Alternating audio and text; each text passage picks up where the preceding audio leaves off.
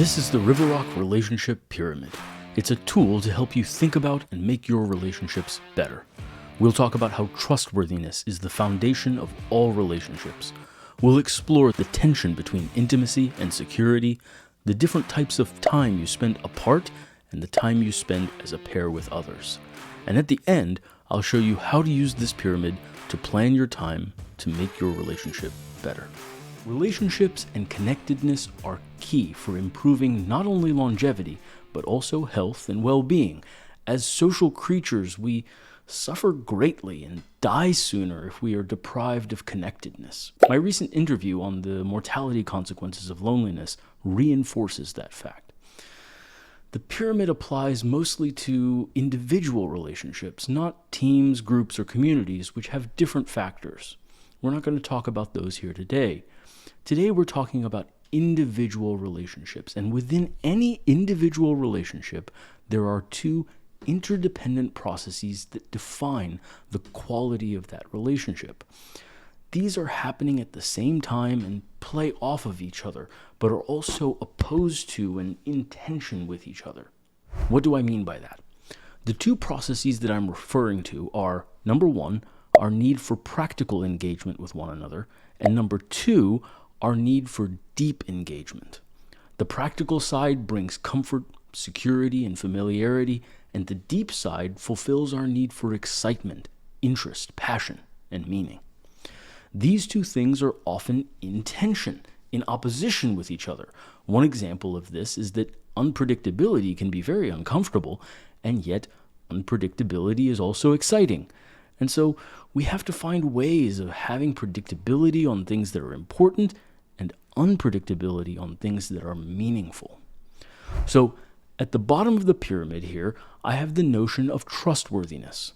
Notice I didn't say trust, but trustworthiness. A relationship can only survive temporarily if trust is given unearned, though sometimes that's necessary. But for an optimum relationship, there must be trustworthiness. The key elements of trustworthiness are consistency and initiative. Consistency is the absolute upholding of a moral standard in one's behavior.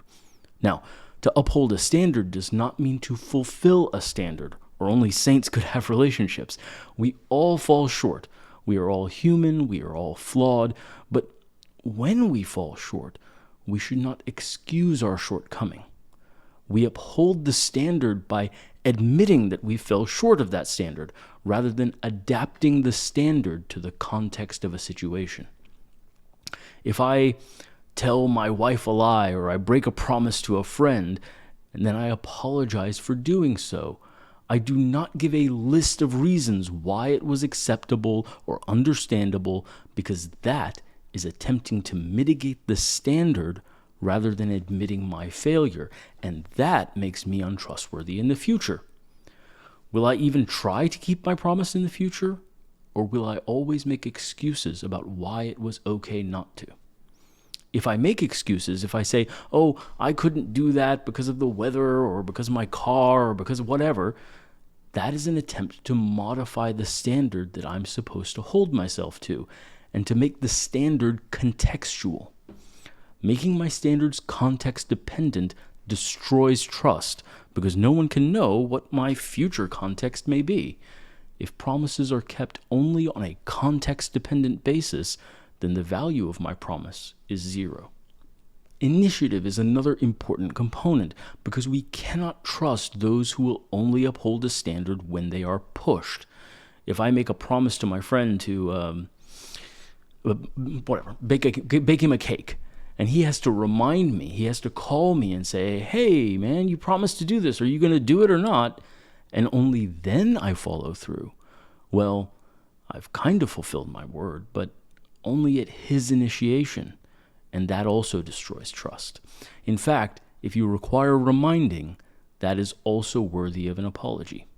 So, consistency and initiative. Trustworthiness is essentially consistency and initiative applied to a specific list of 7 behavior patterns. I'm going to do a full video just on trustworthiness, but the 7 patterns are as follows. First and foremost is reciprocity. Second is transparency. Next is respecting boundaries. then beneficence or goodwill, independence, action, and finally, emotional non-reactivity. Like I said, I'll do an entire video just on trust, but for right now, this is a good basic overview. Trustworthiness forms the basis of any relationship you might have, and just like everything else I'm going to talk about here, this is also the basis of your relationship with yourself. If you find yourself anxious a lot, you might ask yourself, if your unconscious self, your true self, your highest self, if he or she were another person living inside you, would they trust you? Are you worthy of their trust? Have you wished them well, treated them well, respected their boundaries, taken action, kept your promises to them, been open and honest and transparent with them? Keep in mind as we go forward that all of this applies to your relationship with your highest self just as much as it does with other people. Okay, so trust. It's the sine qua non of relationships, which means without which, nothing. We engage with strangers whom we do not trust and build toward trust with a variety of rituals. We may move from meeting in public to meeting in private, from meeting in groups to meeting one-on-one. We explore questions. Will this person be trustworthy across time and across contexts? In order to do that, we must interact with them at different times and in different contexts. We must witness this person's actions when they're tired, when they're traveling, when things are going well, and when things are going badly. How do they respond in all of these different contexts? As we are observing the other person, they are also observing us. We have to be progressively more vulnerable, more transparent. We must decide whether to allow the other person to know us. It is this vulnerability that enhances the deep side of a relationship because it creates excitement, interest, passion, because we are allowing the other to witness our true self. Vulnerability is not always just talking about our pain and trauma or whatever. In fact, it is more vulnerable to talk about what things excite us, what turns us on, what lights us up and makes us come alive. Showing that to another person and receiving that from another person are the deeper explorations of intimacy. And when each tentative step in that direction is received well and reciprocated, then we build even more trust and are willing to be even more vulnerable. So, what exactly are we building on the basis of all this expanding trust? Well, as I mentioned, there's the deep, passionate, intimate side, and there's also the practical side. Just as there are many intimate aspects, there are also many practical aspects. Will this person meet my needs? Will they check my checkboxes? Will they act in ways that I can live with? We all have checkboxes in our relationships, whether it's business relationships, friendships, or romantic relationships. We always have things we need from them that we depend on them for. That willingness to trust, to depend, is the essence of a relationship. Even if we're just trying to make a new friend, we need that person to be interesting to us. They may be perfectly interesting to someone else, but if he or she isn't interesting to me, then they aren't checking my box. We need them to show up, to be available, to meet us halfway. We may want certain levels of intellect or certain levels of emotional sensitivity. We may want certain types of humor. And certainly for romantic or sexual relationships, our checklist will be even longer. So, all these pragmatic needs are there, as well as the intimate needs, and both sides have to be built up and maintained in order to maximize both stability and fulfillment in a relationship. And the catch is, the things that are most fulfilling, most intimate, and exciting are also inherently destabilizing. Passion is always an adventure, and adventures require risk. In this case, usually emotional risk. Adventures create excitement and meaning, growth and dynamism, and yet the house has to be cleaned, the car has to have its oil changed, and who's going to remember mom's birthday, and who's going to remember to walk the dog? If those trivialities are missed because we're always off on an adventure, they will eventually wear away the stability of any relationship, no matter how exciting or interesting it may be. Okay, so how do we go about building a relationship? First, there's the time we spend one-on-one. Even in a long-standing marriage, there is still a need to spend time together one-on-one, but there are a lot of ways of spending time together. Some of them are practical, and some of them are deep, and there needs to be a balance between those two.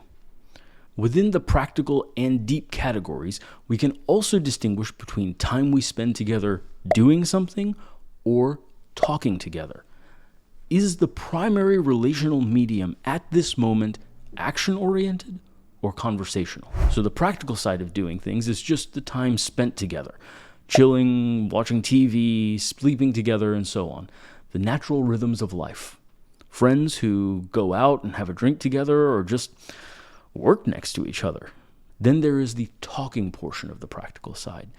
Synchronizing schedules, managing time, communicating plans, telling your friend, oh, hey, I'm going out of town on this day. I'll be back on this day. Or, hey, man, can't meet up with you to do that project. I've got a date that night. And so forth. All of this is creating space for this person, saying, hey, when do you want to meet up? How can we talk? What do you want to do together? And letting them know what you're up to, what your plans are, when you'll be available, so they feel connected to you, included in your life, like they know what you're up to, and creating the practical arrangements to possibly have a deep interaction. And these practical things create security. They create a sense of community, connectedness, comfort in the other person. But they are not exciting. They are not interesting. They are not passionate. Passion and depth require different actions and different discussions. The deeper actions are things like play, sports, having fun, common activities, common hobbies that you do together as friends or as a couple. Playing with kids together can bond parents. Playing a sport together can bond friends. The only requirement is that both people are engaged in the activity with a spirit of excitement, engagement, captivation, and being present, not in a spirit of practicality. Each person must meet the moment with the real truth of who they are, expressing their soul through engagement with that activity and allowing the other person to see, to witness their truth, while also witnessing their partner's soul. And for romantic partners, of course, sex is the prototypical example of this kind of engagement, which is an important area of deep self-expression, of passion and intimacy, excitement, and eroticism. Then there are also the talking components of the deep, passionate side of the pyramid. Expressing feelings, analyzing ideas, debating concepts, sharing dreams, planning goals and aspirations together, revealing vulnerabilities, worries, concerns, insecurities. Telling our story, our deep inner story, our hopes and fears, and having all of that received by our partner and having them share in return. It's the romance, seeing and being seen, feeling special, that we have our partner's undivided attention on topics that are most important, most dear, most meaningful, and most deeply felt for us. This is what allows for that depth of passion, that excitement, sharing our own excitement, engagement, and interest, and seeing our partners in return. Being fully aware of ourselves while also being fully aware of our partner or our friend. So, that's one-on-one time. The next layer of time spent in any relationship is time spent apart. Plenty of things support the notion that spending too much time together with any one person becomes unsustainable and destructive to a relationship, whether that's a friend or a marriage. I love the poet Khalil Gibran. In one of his poems on marriage, he says, "Let there be spaces in your togetherness. Stand together, yet not too near together. For the pillars of the temple stand apart, and the oak tree and the cypress grow not in each other's shadow." When you spend time apart for practical matters like doing work, we all have to work, we have to spend time at the office, time making money, but that is still in some way relational. If we spend that money on having dinner with someone or getting coffee with them or doing an activity with them, then the time spent earning that money was also in some way for the relationship. How much more so if you are living with a spouse and part of that money pays for rent or groceries. But even aside from time spent making money, time apart may be spent on chores that benefit the relationship, cleaning the house so your friend is more comfortable coming over, or so that your spouse is more comfortable in the home, maintaining the car, childcare, and so forth. Even self-care activities, opportunities for us to relax, to engage in our guilty pleasure type hobbies, shopping or video games or stamp collecting or whatever it is that provides us with a bit of self-soothing. That is different from things we do on our own that fulfill us deeply. Those are different hobbies, things that provide us with personal growth, meaning, joy, fulfillment. Spending time with intimate friends that challenge us. Spending time on a hobby that makes us grow, like martial arts or painting or playing music or working out or studying. Hanging out with my own friends may be time apart from my romantic partner, but that personal time allows me to be passionate and intimate with my partner at a later time because I am more deeply fulfilled in myself. I will come back to my partner and share these things in our deep talking time. I will bring the energy of that fulfillment back into my other relationships. For example, if I go out with some acquaintances from work and just go to a bar or something for a get-together, well, I'm not going to come home to my romantic partner and say with excitement, "Oh, let me tell you everything," because it's just practical. But if I have a deep conversation with my best friend about his relationship or about some cool idea or new physics discovery or whatever I'm interested in, then I absolutely would come home and immediately want to share that with my partner. "Oh, we had the coolest conversation. We talked about A, B, and C. What do you think about it? What's your take on these ideas? Even if it's not your interest, let me share my passion with you." And the same is true of deeper work. If I just go to the office and I'm, doing my taxes or whatever, I'm not going to come home and share that. But if I'm at work and I invent a new way of taking care of patients, or I get excited about a new project or business development, then I'm going to go home and want to share that with my partner. I'm going to call my best friend and want to share that, talk it over, get their input. The next layer is spending time as a couple, or you might say, spending time apart together. And again, there are two forms. First, the practical form is what I call 2 versus many. Even close friends hanging out with a group of less close friends will deepen their bond by subtle communications of that deeper bond. Much more so for a romantic couple holding hands at a party, sharing looks that communicate, denoting themselves as a bonded pair. Even going to a movie with others as a couple is different than watching the movie at home together because there's the demonstration of us as a team, as a pair, and that demonstration is in itself bonding. The deep side is spending time witnessing your partner, seeing your friend or your lover with fresh eyes, seeing them as a stranger. This is the moment where you allow yourself to be impressed by them again. When you're in the audience to see your buddy kill it giving a work presentation and you think, "Man, that was badass." Or maybe at that party with your spouse, you stop holding hands and you split off and go have conversations with different people. But then you glance aside and see them having a conversation and you see how captivated the group is by what they have to say, or you just notice how beautiful they are, almost as if you are a stranger and you feel pulled towards them. Or just in a moment when your partner is sharing something interesting or intimate, and out of nowhere your brain flashes how amazing this person is, and you admire them almost from afar, even though they are right next to you. From that third-party point of view, you get an opportunity to let go of all the things you know about your partner and see them with fresh eyes. There's a presence and an intimacy and an excitement that occurs there, a revitalization of the relationship. You see the other person, whether friend or romantic partner, being themselves in a way that ordinarily you don't get to see.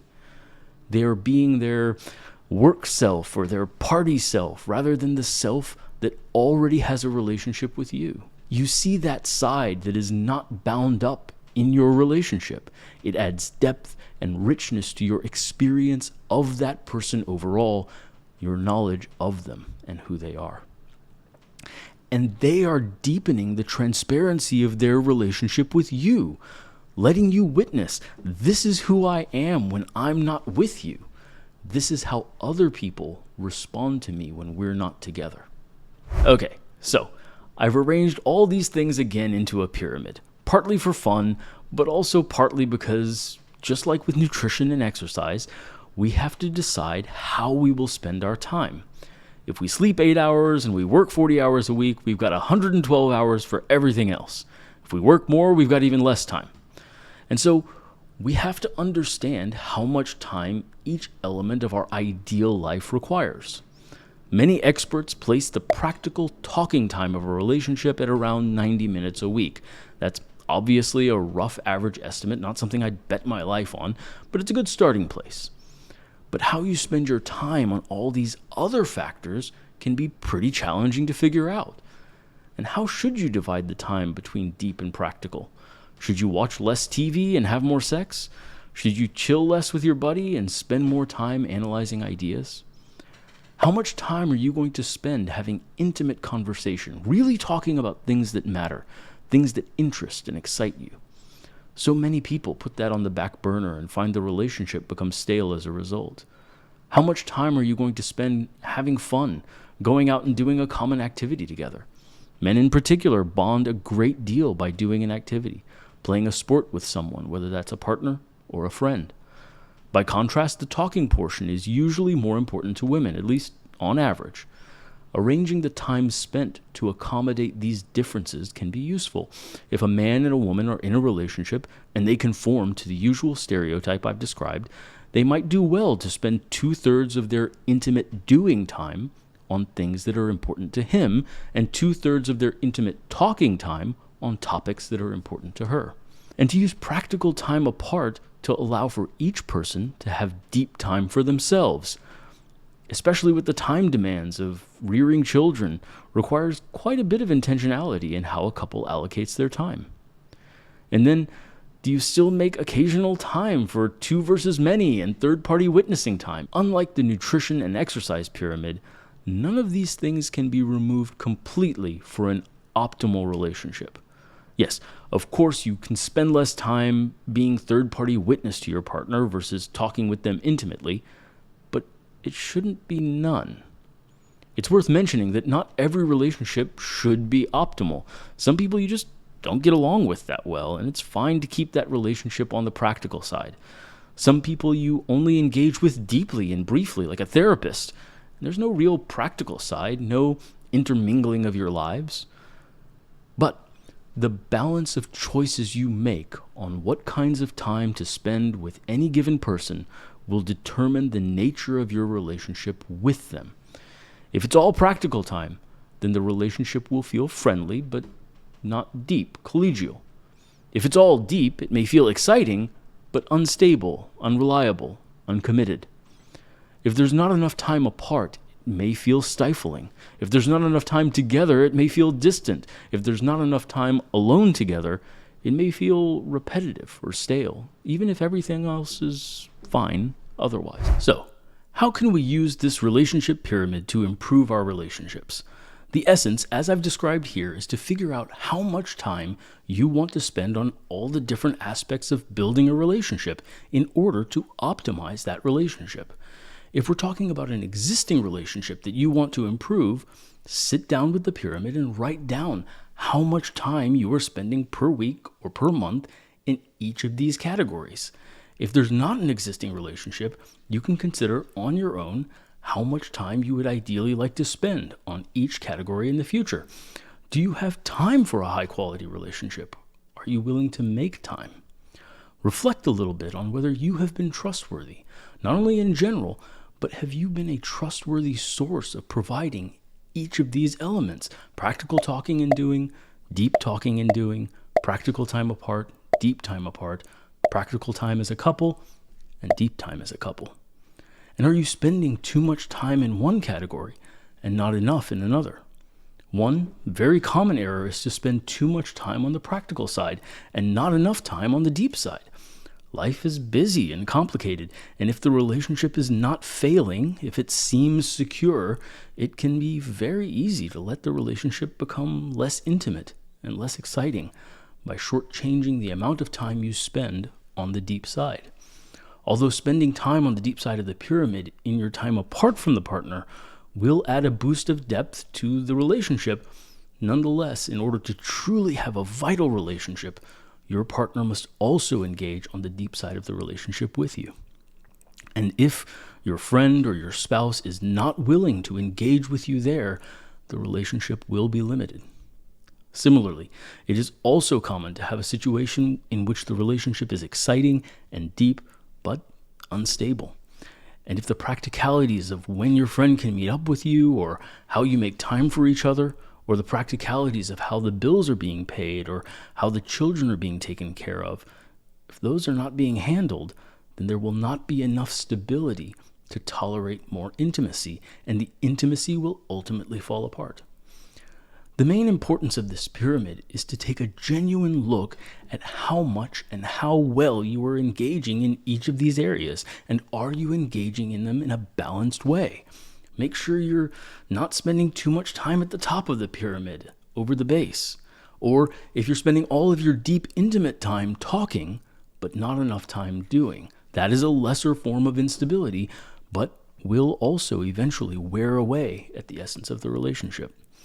And lastly, once you have considered the balance of time that you are currently spending on a relationship and the balance of time that you would like to spend to improve or to change the quality of that relationship, then, once you know your own desire, you can take that information to your partner and spend some practical talking time with them about how to change the allocation of time to improve the quality of the relationship, and see if they are open to making that change.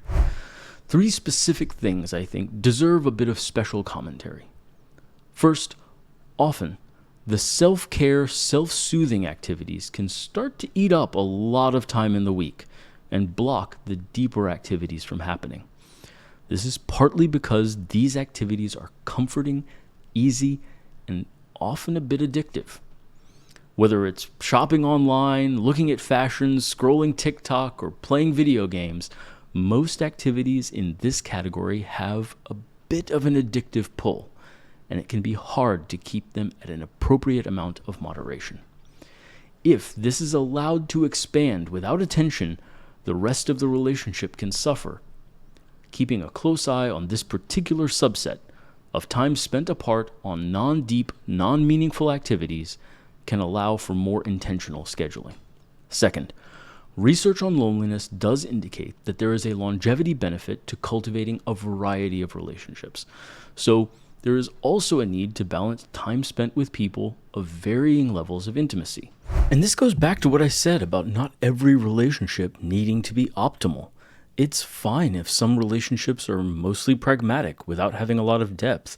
It's also fine to have some contacts where you touch base twice a year for a really deep conversation, but only your few most important relationships, your closest friends, your spouse or partner, need to be considered intentionally in this way to balance the pyramid and optimize all these different areas. Of course, I've talked here a lot about our most intimate relationships, romantic partners, and good friends, but spending some bits of time with other, more distant connections appears to offer additional benefits as well, whether that's just making time to invite the neighbors over for dinner once a quarter, or going to that work party you'd rather skip, or joining a volunteer group or church. There are benefits to extending tendrils of connection further than just your most intimate circle. And yet, this compounds our eternal question of time. How much time should each relationship get? How much energy? How much space? and which ways of relating are most important for each relationship within the time allotted to developing that relationship. And thirdly and lastly, if you enjoyed this relationship pyramid video, please hit the subscribe button below and check out these other pyramid videos on exercise and nutrition. Thank you for your time.